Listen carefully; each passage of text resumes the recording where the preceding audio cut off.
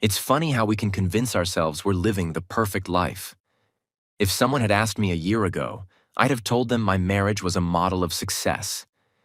12 years with Maria felt like a badge of honor, a testament to how love could endure. Our home was warm and inviting, every wall a canvas of our shared memories. There was the faint sound of children's laughter always echoing through the halls, a rhythm that made our house feel alive. Maria was the kind of partner I thought everyone envied. She had this way of lighting up a room with her presence, her smile bright enough to outshine any storm. Our two children, Ellie and Max, adored her. She was the doting mother who never missed a school play or a bedtime story. And me? I was the dependable husband, always showing up, always steady. We made a team, or at least I believed we did. Our life was a series of routines, each one blending seamlessly into the next.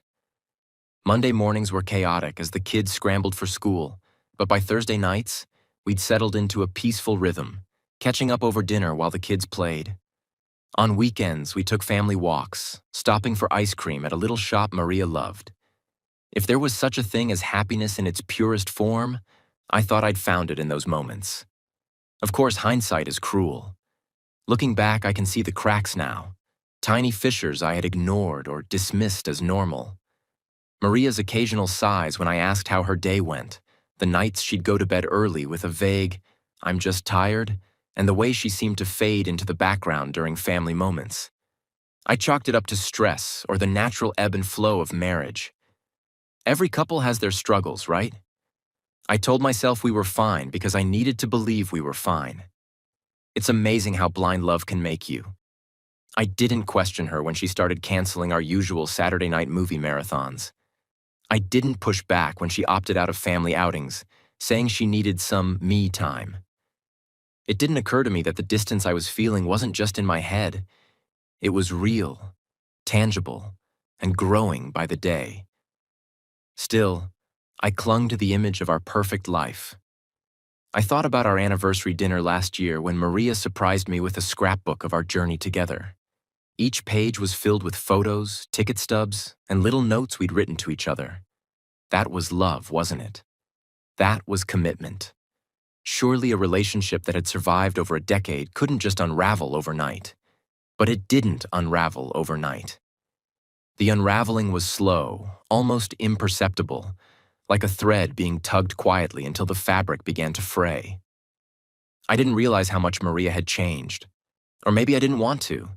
I think what haunts me most is how much effort I put into convincing myself that everything was fine. I buried myself in work, thinking if I could provide more for the family, it would make Maria happy again. I planned elaborate family vacations, hoping to recapture the spark that seemed to have dimmed. But no matter what I did, the warmth that once defined our relationship felt more like a memory than a reality. What I didn't understand then was that Maria and I were living in two different worlds. While I was holding on to the perfect picture of our life, she was already stepping out of the frame. You don't notice the big changes right away. At first, it's the small things. A shift in tone, a missed glance, an extra long pause in a conversation. Maria's changes were like that. Subtle, almost too subtle to be suspicious. I told myself I was imagining it. But deep down, I knew better. Maria wasn't the same. She used to light up when she talked about her day, always sharing some funny story about work or asking for my opinion on things. Now she barely spoke at all. Instead, she was glued to her phone, scrolling endlessly or typing furiously with a faint, secretive smile on her lips. At first, I tried to ignore it. People change, don't they? I figured maybe she was stressed about something she didn't want to burden me with. So, I waited. I gave her space, thinking she'd come around. But she didn't. The gap between us kept growing. Her absences started to stack up too. Work dinners, she'd say, or girls' night, delivered with a quick kiss on the cheek as she grabbed her keys. I never questioned her. Why would I? Maria was Maria. Trust had always been the bedrock of our marriage. But it wasn't just the nights out. It was how she was when she was home. She stopped laughing at my jokes, the ones she used to call corny but cute. She stopped asking about my day. Even the way she hugged me felt different, more like a formality than a connection. It's hard to explain, but it felt like she was there and not there at the same time. One evening, I tried to bring it up. I told her I noticed she seemed distant and asked if something was wrong. She smiled, a quick, tight smile that didn't reach her eyes, and said, "I'm fine, just tired." Then she went to bed, leaving me sitting there with a knot in my stomach I couldn't untangle. The phone was the tipping point. Maria had always been private about her phone, but now it was different. She kept it on silent, always face down on the table or tucked away in her bag. If it buzzed, she'd glance at the screen and quickly swipe it away, her expression unreadable. I remember one Saturday morning, Ellie asked if Maria would join us for a board game. Maria, who used to love those family moments, barely looked up. "Not today, sweetheart. Mommy's got some work to do." She left the room, phone in hand, as Ellie's face fell. That moment stayed with me. Maria wasn't just pulling away from me, she was pulling away from all of us. The excuses became more frequent, more rehearsed. "Traffic was terrible," she'd say when she came home late. Or, "You wouldn't know him, it's just a coworker," when I asked about the name that had slipped into her conversation. I started noticing patterns. The same outfits reserved for specific evenings, the way she'd hum a tune while getting ready but stop the moment I entered the room. I didn't want to jump to conclusions. Jumping to conclusions could destroy a marriage, and I wasn't ready to destroy anything. So I tried harder. I cooked her favorite meals, booked a surprise weekend getaway, even wrote her a letter, an actual letter, telling her how much she meant to me. I wanted her to see I was paying attention, that I cared. But Maria's response was lukewarm at best. She thanked me, smiled, and went back to whatever she was doing on her phone. It felt like pouring water into a sieve. No matter how much effort I put in, it all just slipped away. The worst part was the doubt. Was I imagining it? Was I overreacting? Every time I brought up my concerns, Maria would brush them off with a practiced ease that made me feel ridiculous. "You're reading too much into things," she'd say, or, "Not everything's about you, Daniel." But then there were the nights she'd come home late. Her lipstick faded, but her perfume was still fresh. There were the missed calls from numbers I didn't recognize, the receipts for dinners I hadn't attended. The evidence was circumstantial, but it was enough to plant seeds of suspicion I couldn't ignore. I wanted to believe it was all in my head. I wanted to believe Maria was still the woman I married, the woman who'd once told me I was her forever. But the more I tried to convince myself, the more the doubts took root. And so, the perfect picture of our marriage began to crumble, piece by piece. There's a line you cross when suspicion turns into action. I hesitated for weeks, torn between trusting Maria and needing to know the truth. Trust was the foundation of our marriage, wasn't it? But how do you trust someone who's become a stranger? One night, while Maria was in the shower, her phone buzzed on the bedside table. I told myself I wouldn't look. I wasn't that kind of husband. But then it buzzed again, and again. And before I knew it, the phone was in my hands. My heart pounded as I entered her passcode, a combination I knew only because Ellie had once borrowed her phone for a game and whispered it to me like a secret. The messages were right there, a string of texts from a name I didn't recognize. Evan. The tone was casual enough on the surface, but something about the familiarity between them made my stomach drop. Evan. Dinner was great. Thanks for the company. Maria. Anytime. You make it easy. Evan. Same time next week? Maria. Looking forward to it. I stared at the screen, my mind racing. Was this innocent? A coworker, maybe? But why hadn't she mentioned him? Why was she meeting him for dinner while telling me she was with the girls? I scrolled further, my fingers trembling. The messages weren't overtly romantic, no declarations of love, no explicit content, but they didn't need to be. The undertone was enough. They were comfortable with each other in a way that didn't sit right with me. I felt sick.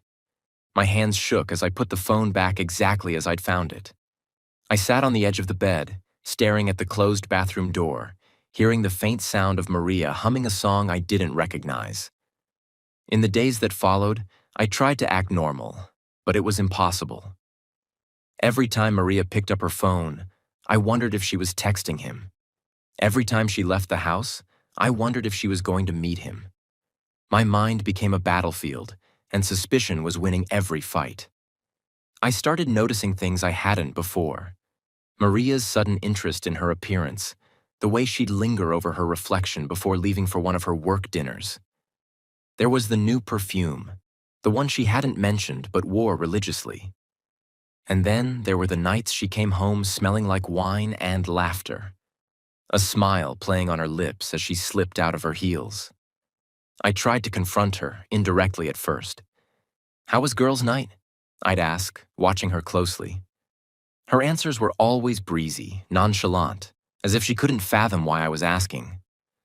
"Good," she'd say, or, "We just talked about work stuff." But her phone told a different story. The texts kept coming, each one chipping away at the trust I'd spent years building. "Evan, hope you got home safe. You looked amazing tonight." "Maria, thanks, you're sweet." I replayed those messages in my mind until they became a loop I couldn't escape. What did he mean? "You looked amazing"? Was he just being polite, or was there more to it? Desperation makes you do things you never thought you'd do. One night, when Maria was asleep, I picked up her phone again. This time, I dug deeper. I checked her call log, her emails, even her calendar. That's when I found it. A dinner reservation for two at a restaurant we'd never been to. The date was last week, the same night she'd told me she was working late. I wanted to confront her right then, wake her up and demand an explanation. But I didn't. Instead, I lay awake beside her, staring at the ceiling, feeling the weight of betrayal settle on my chest. The next day, I couldn't focus at work.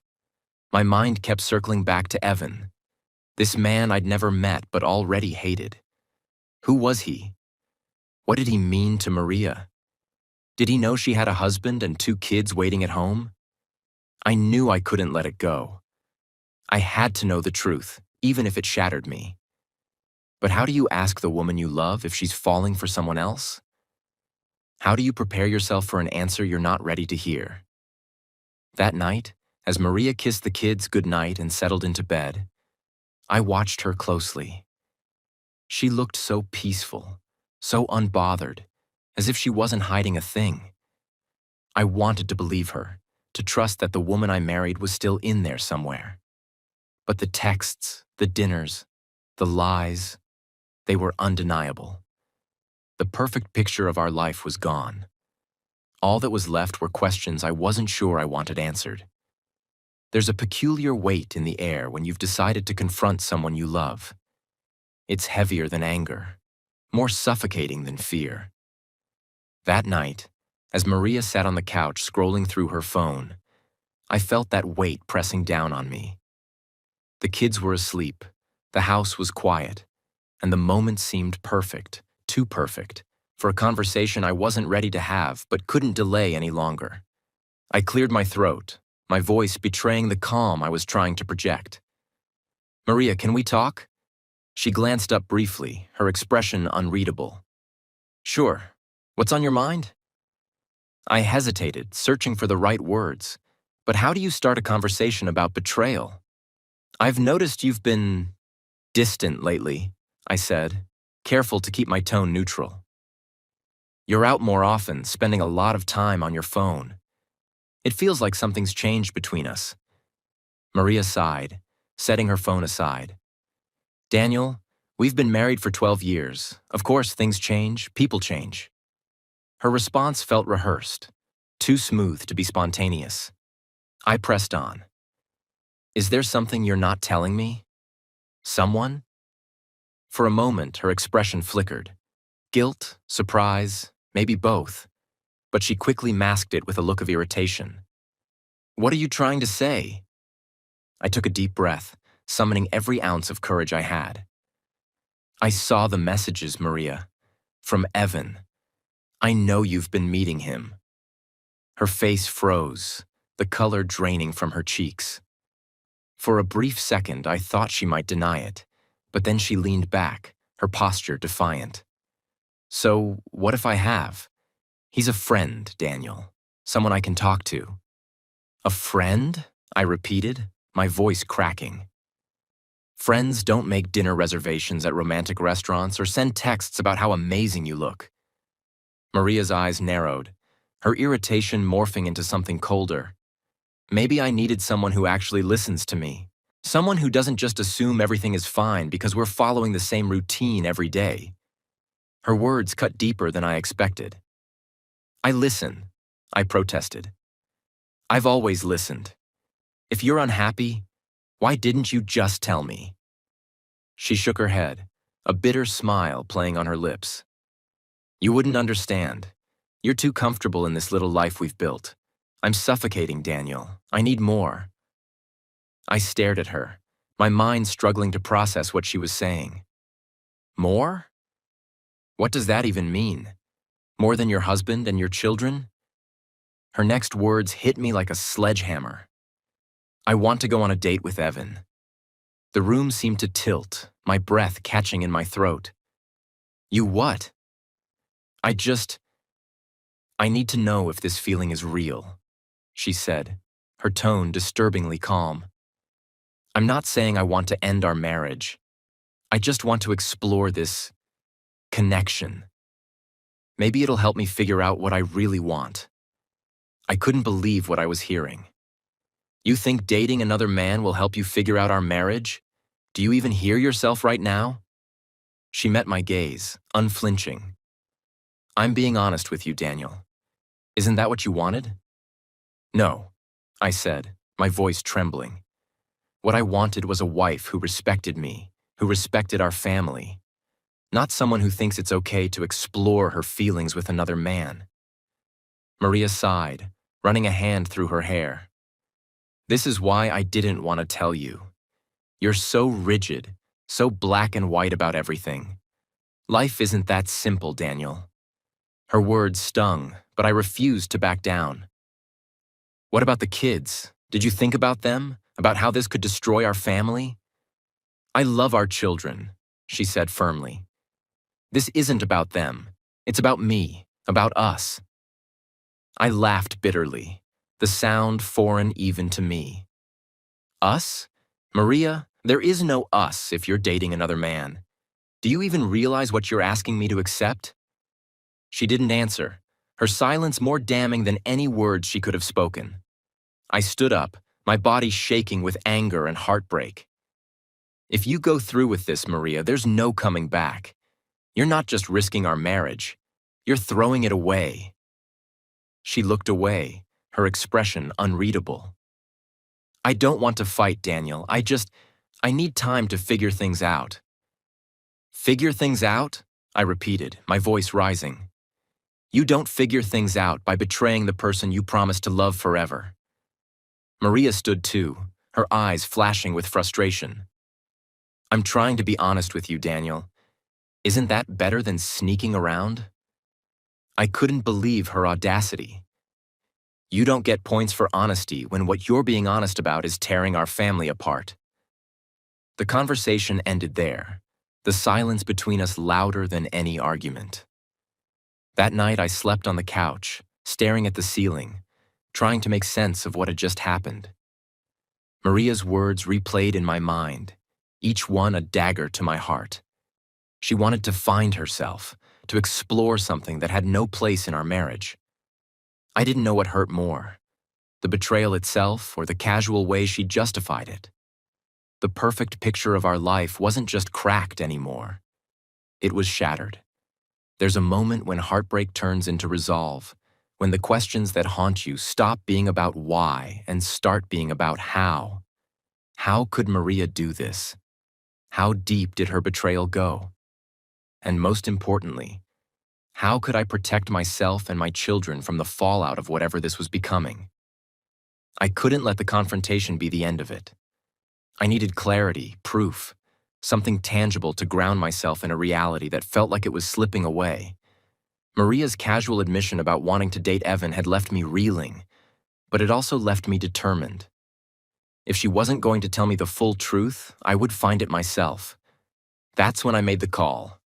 Hiring a private investigator felt extreme, almost absurd, but it was the only way I could get answers without losing my mind. The man I spoke to, Greg, was matter of fact, his tone calm and professional. "You're not the first, and you won't be the last," he said. "Just give me the details, and I'll take it from here." The details were easy. Maria's schedule, the places she frequented, and of course, Evan. I gave Greg everything I knew, and then I waited. The waiting was the hardest part. Every time Maria left the house, my mind spun in 1,000 directions. Was she meeting him? Were they laughing over dinner, sharing moments that used to belong to us? I hated myself for the mental images that consumed me, but I couldn't stop them. Greg called me a week later. "I've got something," he said, his voice steady but laced with gravity. "You might want to sit down for this." I braced myself, phone in hand, as he laid out the details. Photos, text messages, financial records. Maria and Evan weren't just meeting for dinner. They were spending nights at hotels, their reservations paid for with money from our joint account. Greg had even found evidence of Maria buying expensive gifts I'd never seen, for Evan. The photos were the hardest to stomach. There she was, the woman I'd shared my life with, smiling in a way I hadn't seen in years. But the smile wasn't for me. It was for him. The two of them looked comfortable, intimate, as if they'd been doing this for months. Maybe they had. Greg sent me the files, and I opened them in the solitude of my office. Each photo felt like a punch to the gut. Maria and Evan walking hand in hand, leaning across a table in some dimly lit restaurant, standing far too close in the lobby of a hotel I didn't recognize. The messages were worse. They were casual, flirty, but there was an undertone of something deeper, something I couldn't ignore. Maria: "Can't wait to see you tonight." Evan: "Same here. You always know how to make me smile." Maria: "You make me feel alive." Alive. That word stuck with me. Was I not enough to make her feel alive? Had our life together become so mundane, so predictable, that she needed someone else to reignite her spark? Then there were the financial records, proof that Maria had been withdrawing money from our savings account. Thousands of dollars siphoned away under the guise of personal expenses. Greg found receipts for hotel stays, expensive dinners, and luxury items Evan likely didn't buy for himself. I felt anger bubbling beneath my heartbreak. This wasn't just infidelity, it was betrayal on every level. She wasn't just cheating on me. She was stealing from our family, robbing our children of their future for the sake of her affair. That night, I confronted her again, armed with the evidence. I laid the photos and records on the table, my hands trembling as I watched her face change. At first, she denied it. "You're invading my privacy," she said, her tone sharp and defensive. But as I went through the evidence piece by piece, her defenses crumbled. Finally, she admitted it. "Yes, okay? I've been seeing him, but it's not what you think." "Not what I think?" I snapped. "You've been lying to me, stealing from me, and sneaking around with another man. What exactly am I supposed to think?" Maria's composure broke, and she started crying. "I didn't mean for it to go this far," she said, her voice barely above a whisper. I felt so lost, Daniel, so trapped." Her tears didn't move me. They couldn't. Not after everything I'd seen. "You felt trapped? In what? A marriage with someone who loves you? A life where you have 2 kids who adore you? What exactly was so suffocating that you needed to destroy everything we built?" She didn't answer, her sobs filling the silence between us. I didn't feel sorry for her. I couldn't. Not when I was staring at the wreckage of what used to be our life. You didn't just betray me, Maria. You betrayed our family. You betrayed Ellie and Max. Did you even think about them? She shook her head, unable to meet my eyes. I didn't want to hurt anyone. Well, you did, I said, my voice hard. And now you're going to have to live with the consequences. That night, I slept in the guest room, the weight of betrayal pressing down on me like never before. Maria's tears echoed in my mind, but they couldn't drown out the truth. I had the answers I needed, but they didn't bring me peace. If anything, they only made the path forward even harder to navigate. If I thought Maria's betrayal was the worst of it, I was sorely mistaken. The moment I decided to stand my ground, to draw a line and protect myself and the kids, Maria unleashed something I never saw coming. A campaign of lies designed to destroy me. It started subtly, almost innocently. A cryptic post on her social media. Sometimes the people closest to you are the ones who hurt you the most. Healing, darker new beginnings. I noticed it during one of my sleepless nights, scrolling through my phone as I tried to make sense of the mess we were in. The caption alone stung, but it was the flood of supportive comments that followed that sent a chill down my spine. You're so strong, Maria. Keep your head up. You deserve better. Some men just don't appreciate what they have. At first, I ignored it. Let her vent, I thought. Maybe this was her way of processing everything. But then came the phone calls, family members, mutual friends, even people I hadn't spoken to in years, asking me what was going on. She's saying you've been controlling, my cousin Philip said cautiously. What? I laughed bitterly, my voice thick with disbelief. Controlling? Maria's the one who… I stopped myself. It wasn't worth spilling our dirty laundry to anyone else. But the accusations didn't stop there. By the end of the week, I was being painted as an emotional tyrant, someone who manipulated Maria, monitored her every move, and stifled her independence. According to her, I was the villain in this story, the reason she had no choice but to seek solace elsewhere. I was furious. The gall of it all, she had betrayed me, yet somehow, I was the bad guy. But anger wasn't enough to shield me from the damage. Friends began to distance themselves. Even Maria's parents, who had always been warm and supportive, started looking at me differently. And then, the unthinkable happened. Maria posted a picture of Evan on her social media. It wasn't anything overt, just the two of them at some outdoor event, surrounded by a group of people. But the caption said everything. Grateful for the people who remind me what happiness feels like. That post was like a grenade, exploding the fragile remains of my reputation. By the end of the day, my phone was flooded with messages. Some were supportive, but most were laced with judgment. How could you let things get so bad, Daniel? One friend asked. Did you really treat her that poorly? Another wrote, their tone accusing. I felt like I was drowning. My every attempt to stay afloat met with another wave of accusations. The worst part wasn't even the lies.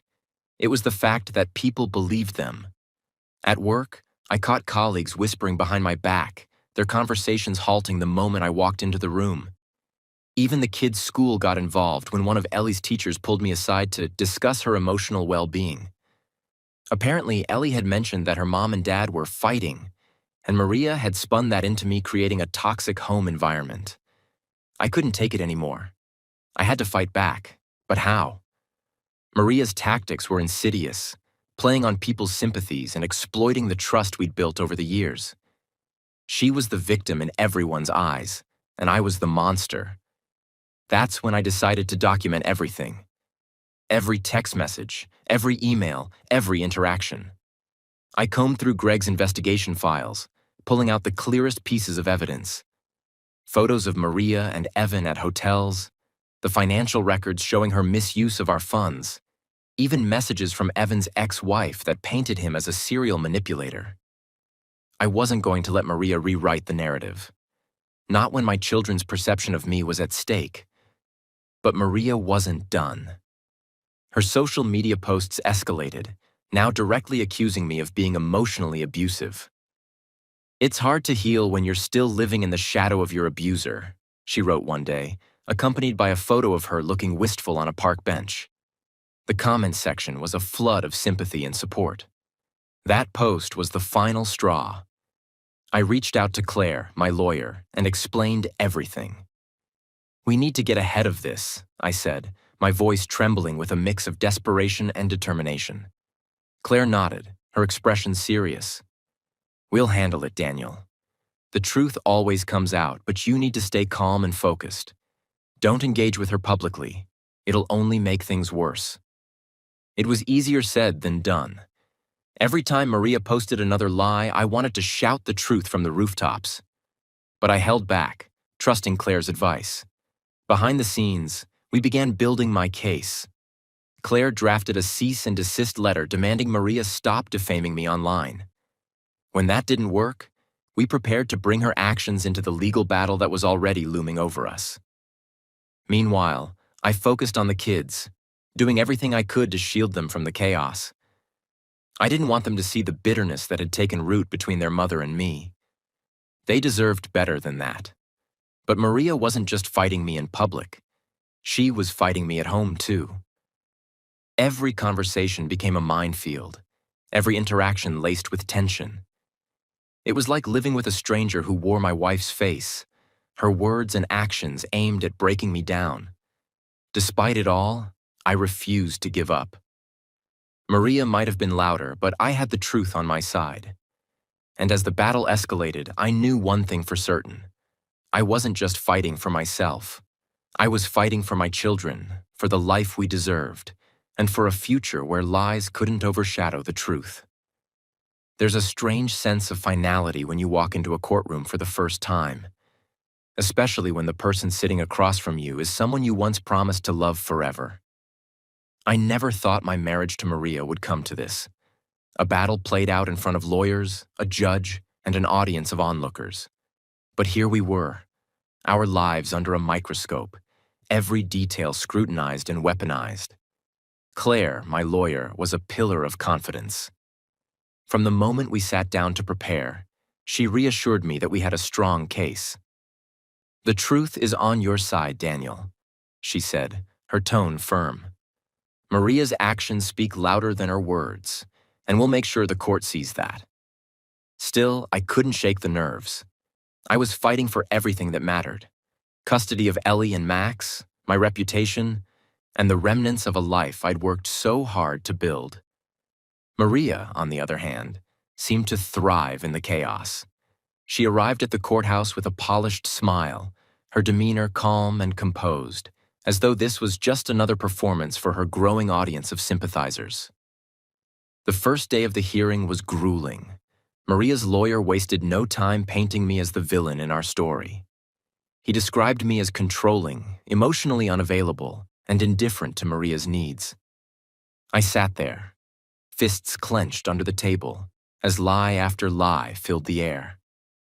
When Maria took the stand, her performance was flawless. She spoke about feeling trapped in a marriage where her voice didn't matter, about the supposed emotional abuse she'd endured. Her tears came on cue, her voice trembling just enough to elicit sympathy from the courtroom. I wanted to shout, to stand up and present the truth right then and there. But Claire had warned me about this. "Stay calm," she'd said. "We'll have our turn." Our turn came when Claire began cross-examining Maria.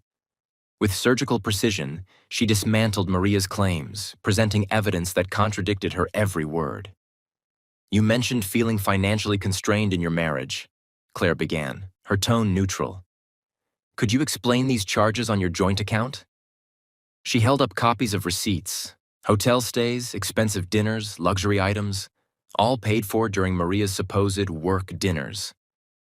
Maria shifted uncomfortably in her seat.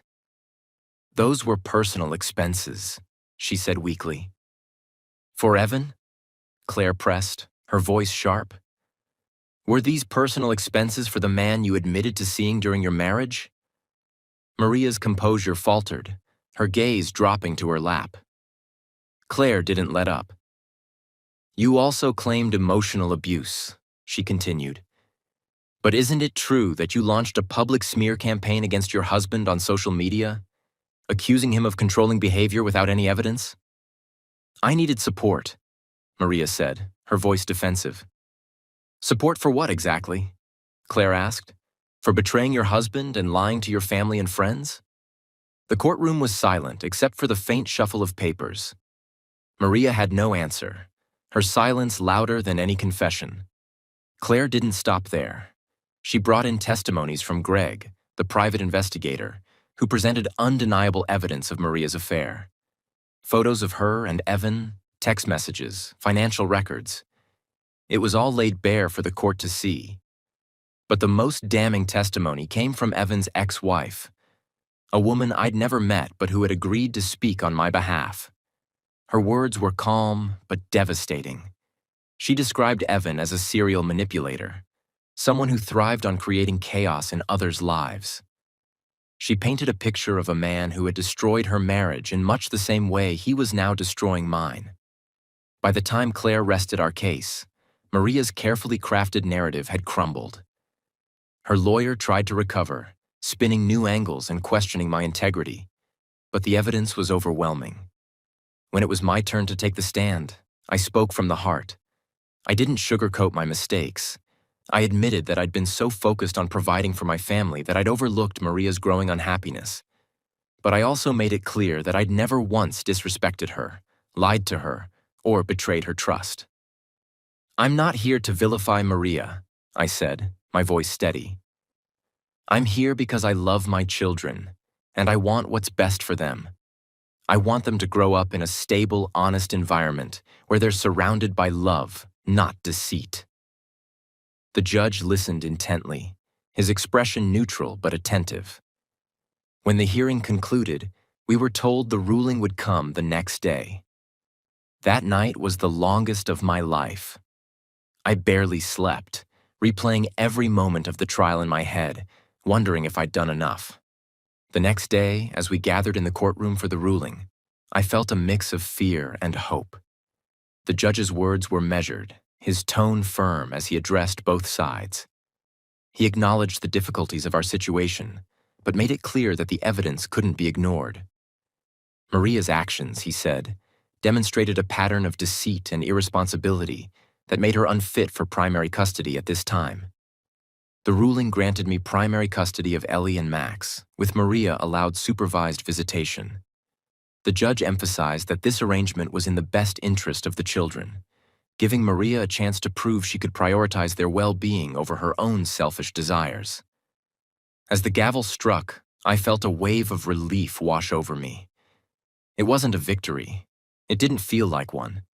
But it was a step toward rebuilding the life Maria had tried to tear apart. She shot me a cold glare as we left the courtroom, but I didn't care. My focus was on Ellie and Max, on giving them the stability and love they deserved. This wasn't the end of the fight, but for the first time in months, I felt like I had a chance to win. The courtroom was silent as we waited for the judge to deliver the ruling. It felt like the air itself had grown heavier, each second stretching into an eternity. I couldn't stop glancing at Maria, who sat across the aisle, her expression unreadable. It amazed me how composed she could appear after everything she'd done. The kids were all I could think about. Ellie and Max didn't belong in the middle of this mess. They deserved stability, love, and a future free from the shadows of Maria's betrayal. Whatever the judge decided today would shape their lives as much as mine. Finally, the judge cleared his throat and began to speak. His voice was calm, measured, but there was a weight to his words that made my heart race. This is a difficult case, he began, his eyes scanning the room. It's clear that emotions are running high and both parties are dealing with significant personal challenges. However, my primary concern in this matter is the well-being of the children, Ellie and Max. He paused, and in that brief moment, I felt like the entire world had stopped spinning. The evidence presented in court has painted a troubling picture, he continued. Mrs. Sullivan, while I acknowledge your emotional struggles, your actions over the past several months have demonstrated a pattern of behavior that raises serious concerns about your ability to prioritize the needs of your children. The financial mismanagement, the extramarital affair, and the public defamation of Mr. Sullivan all point to a lack of judgment and accountability. Maria shifted uncomfortably in her seat, but she didn't interrupt. Her lawyer sat beside her, his face a mask of forced neutrality. Mr. Sullivan, the judge said, turning his attention to me. Your testimony and the evidence provided by your counsel suggest that you have acted in the best interest of your children, despite the emotional toll this situation has taken on you. Your willingness to remain focused on their needs is commendable. I barely dared to breathe as he delivered the verdict. In light of these findings, the court grants Mr. Sullivan primary custody of Ellie and Max. Mrs. Sullivan will have supervised visitation rights, with the opportunity to petition for changes in this arrangement after demonstrating a consistent effort to improve her circumstances and prioritize her children's well-being. The words hit me like a wave, a mix of relief and heartbreak crashing over me. I had won custody, but it didn't feel like a victory. Nothing about this situation could be called a win, not when it came at the cost of my marriage and the life we'd built as a family. Maria's reaction was muted, but her cold glare in my direction spoke volumes. She didn't say a word as the judge finalized the ruling, outlining the terms of her visitation rights. She was allowed supervised visits twice a month, with a court-appointed social worker present at all times. Any attempt to contact the children outside of these visits would be considered a violation of the court order. As the gavel struck, signaling the end of the hearing, I felt a weight lift off my shoulders. It wasn't over, not entirely, but this was a step toward rebuilding the stability my children deserved. Outside the courtroom, Maria approached me, her face a mask of bitterness. "You think you've won?" she said, her voice low but sharp. "This isn't over, Daniel. You'll regret this." I didn't respond. There was no point in engaging with her anger. I simply walked away, Claire by my side, my focus already shifting to what came next. That evening, I sat down with Ellie and Max to explain what had happened. It was the hardest conversation I'd ever had. How do you tell your children that their mother's time with them will now be limited? How do you frame it in a way that doesn't make them feel like they're losing a parent? I kept it simple, focusing on what they needed to know. "Things are going to be different for a while," I said, my voice gentle. "Mommy will still see you, but it'll be in a way that makes sure everyone is happy and safe." Ellie, wise beyond her years, nodded solemnly. Max looked confused but didn't press for details. I hugged them both tightly, silently vowing to give them a life full of love and stability, no matter how hard it would be. Maria's supervised visits began the following week. The kids were excited to see her, and I made sure to be supportive, even as I felt a pang of resentment watching her interact with them. She had hurt us all, but they still loved her, and I wouldn't take that away from them. Over time, I noticed a shift in Maria. The bitterness she carried into those first visits gradually gave way to something softer, almost regretful. Whether it was genuine or just another performance, I couldn't say. For me, the focus was clear. The court's ruling had given me the chance to create a new foundation for my family, one built on trust, honesty, and unconditional love. It wasn't the life I'd envisioned, but it was the life I had now, and I was determined to make the most of it. The silence in the house after the court's ruling was different. Heavier, yet strangely peaceful. It was a new chapter, but the echoes of everything that had happened still lingered in every corner. For weeks, I walked through the house feeling like a stranger, as if I'd stepped into someone else's life. But this wasn't someone else's life. It was mine. The kids were still here, and they needed me. More than ever, I had to show up for them. I couldn't let my pain define our home. The first thing I did was sit down with Ellie and Max to talk about what they wanted. Not about the custody arrangement or the past, but about the future. What would make this house feel like home again? I asked them one night over dinner. Ellie's answer was simple but heartfelt. I just want us to laugh again, Daddy, like we used to. Max chimed in with a request for more board game nights, a tradition that had faded in recent years. It was a small thing, but it struck a chord in me. Somewhere along the way, Maria and I had let the joy slip out of our home, and now it was up to me to bring it back. So, I started with the little things. The first weekend after the ruling, I surprised the kids with a family fun day. We spent the morning baking cookies, the kitchen filled with the sounds of laughter and the smell of chocolate. In the afternoon, we tackled a jigsaw puzzle together, the kind that takes hours and forces you to sit still and talk. That evening, as we sat on the couch watching a movie, Ellie leaned her head on my shoulder and whispered, "I miss this." I smiled, my heart swelling with a mix of pride and sadness. "Me too, sweetheart," I said. "Me too." The house itself began to change too. Maria had left behind more than just memories. There were physical reminders of her everywhere. At first, I didn't know what to do with them. Her favorite vase on the dining table, the framed photos of us as a couple, even the throw pillows she'd picked out. All of it felt like a ghost haunting the space. One afternoon, while the kids were at school, I made the decision to redecorate. Not to erase Maria's presence, but to create something new. Something that was ours. I took down the photos of the two of us and replaced them with pictures of Ellie and Max. Laughing at the beach, blowing out birthday candles, dressed up for Halloween. I replaced the old curtains with brighter ones and bought a new rug for the living room. It wasn't a dramatic overhaul, but it was enough to make the house feel different. The biggest change, however, wasn't physical. It was emotional. For so long, the house had been a battleground of unspoken resentments and simmering tensions. Now it was becoming a sanctuary, a place where the kids and I could breathe, where laughter replaced arguments, and where we could begin to heal. The kids thrived in the new environment. Ellie started opening up more, sharing stories about school and her dreams for the future.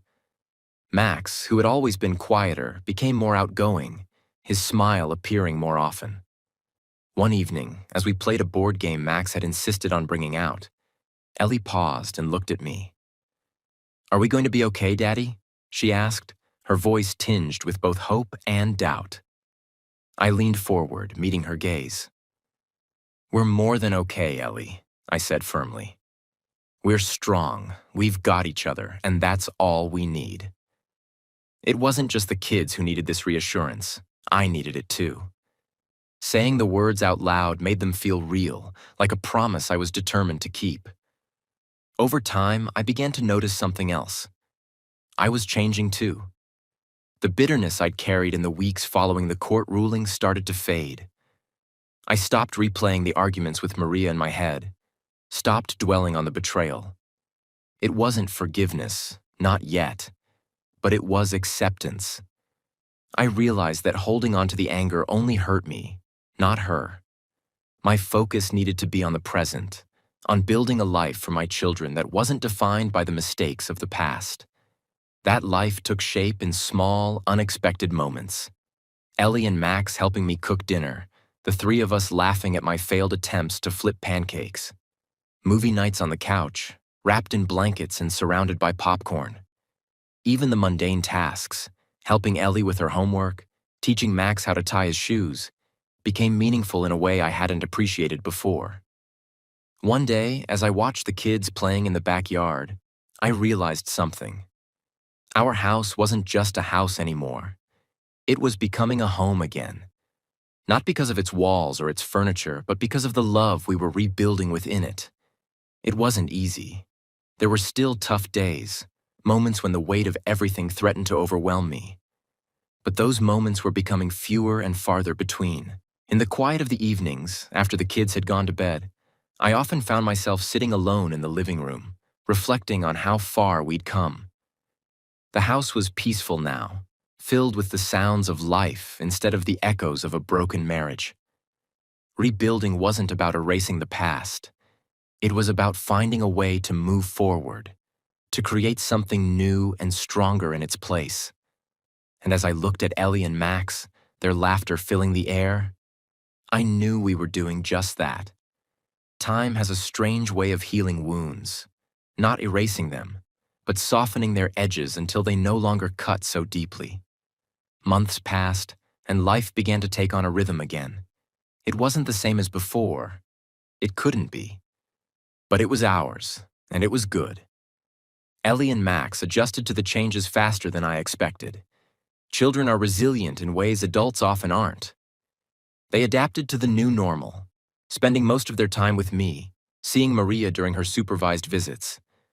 Those visits were bittersweet for them, and I could see it in their eyes when they came home afterward. But they never complained. They were stronger than I gave them credit for. As for me, I discovered a strength I didn't know I had.